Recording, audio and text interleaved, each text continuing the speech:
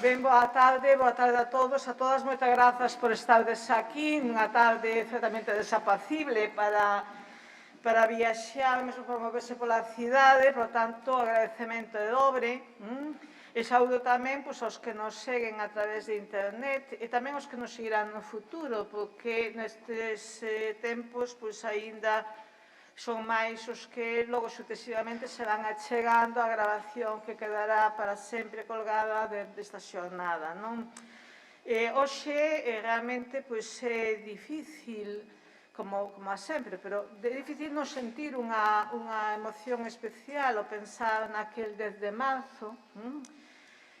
incluso, non sei, como de sentir casi como unha conmoción física, como un arreguizo, non? E supoño que polas caras que vexo aquí, pois a maior parte dos presentes vivistes aquel momento, cada un dunha maneira diferente, con certeza. Eu penso en min mesma, como estudante en Santiago, con 20 anos. Claro que xa sabíamos da brutalidade da represión, sabíamos da brutalidade da policía franquista, pero naquele momento xa non esperábamos nada bo do réxime, a pesar de que se empezaba a decir que parecía que estaba un pouco máis brando, non? Pero nese contexto tamén, ainda que sabíamos todo iso, cando chegaron as noticias do que acababa de pasar en Ferrol,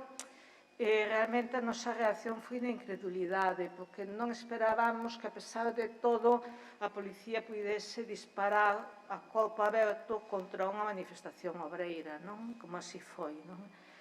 Por tanto, é imposible non evocar aquel momento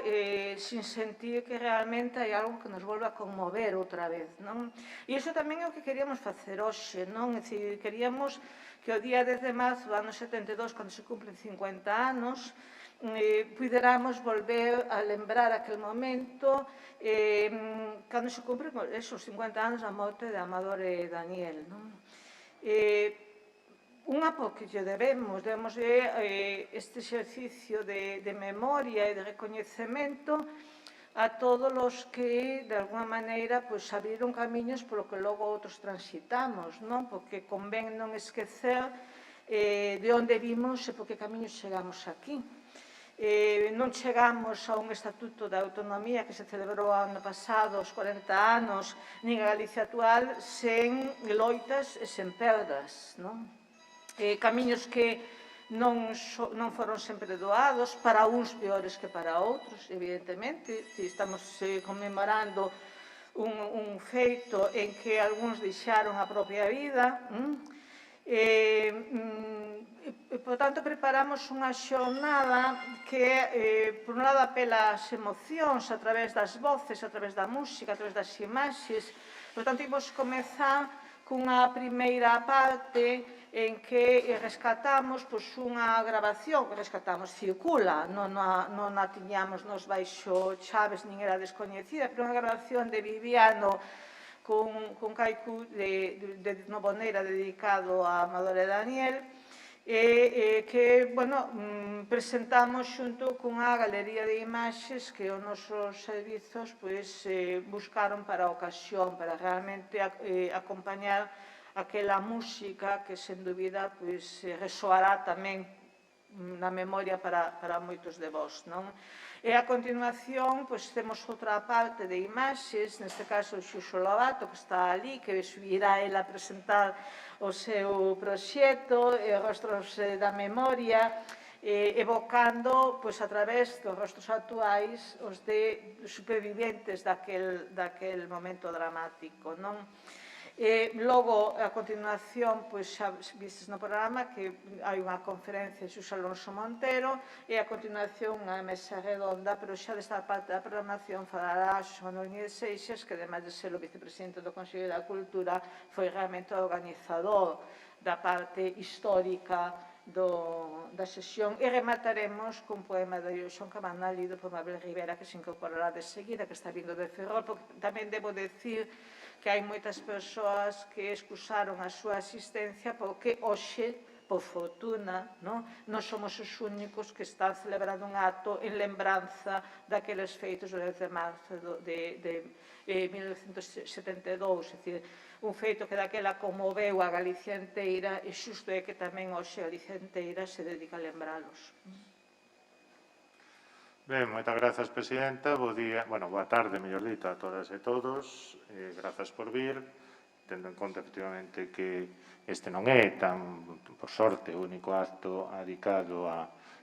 rememorar aquel aciago, aquel escuro día 10 de marzo do 72. Na parte que me incumbe, pois, efectivamente, pensamos en artellar unha mesa de debate na que se combinase o testemunho e a análise histórica, é dicir, análise dos feitos dentro do presente, obviamente, porque a historia se vai dando do presente, pero consideramos igualmente relevante contarmos con testemunhas daqueles feitos, pois o contamos, temos a sorte de contar con Elvira Landín, que nos achegará as súas lembranzas, as súas experiencias como abogada laboralista, que defendeu precisamente a varios dos atinxidos pola represión daquel 10 de marzo. Temos tamén o profesor Víctor Santidrián,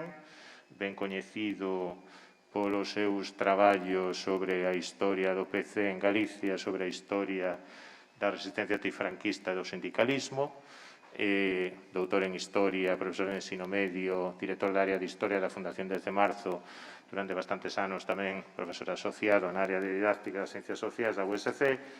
e finalmente contaremos igualmente con o profesor Daniel Anero Taboas, profesor titular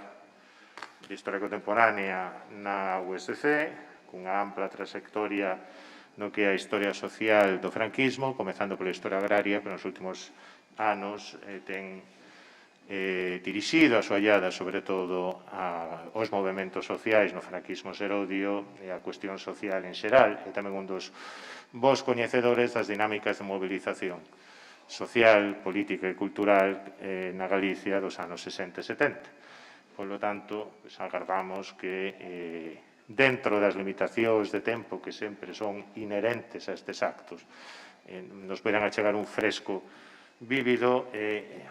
analítico, asemade, do que aconteceu. Moitas grazas. Entón, creo que, cumprindo o horario previsto, retirámonos e pasamos á primeira parte do programa.